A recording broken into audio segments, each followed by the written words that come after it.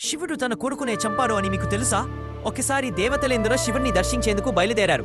అప్పటికి శివుడు తపస్సులో మునిగిపోయి సన్యాసి రూపంలో మార్గమధ్యలో కూర్చున్నారు. ఇంద్రుడు మాత్రం ఆ సన్యాసి ఎవరో తెలియక గర్వంతో దారి తప్పుకో అని అంటాడు. కాని శివుడు నిశ్శబ్దంగా ఉంటాడు. ఇంద్రుడు కోపంతో తన వజ్రాయుధాన్ని పైకి ఎత్తి ఆ సన్యాసిని చంపాలనుకుంటాడు. అందుకు శివుడికి కోపం వచ్చి ఎంతటి ఇంద్రుడు అయినా ధ్యానం చేస్తున్న ఒక సన్యాసిని ఎలా చంపగలడో అని కోపంతో మూడో కన్నుని తెరుస్తాడు. అప్పుడు ఆ కంటి నుంచి మహా అగ్నిశక్తి బయటికి వస్తుంది. అప్పుడు ఇంద్రుడు వెంటనే క్షమించండి పరమేశ్వర, నేను చేసినది తప్పే, మీరు దయచేసి శాంతించండి అని కోరుతాడు. శివుడు దయతో అగ్నిశక్తిని సముద్రం వైపు మళ్లించాడు. అది సముద్రంలోకి చేరి అందులో నుంచి జలంధరుడు అనే శక్తివంతమైన రాక్షసుడు జన్మించాడు.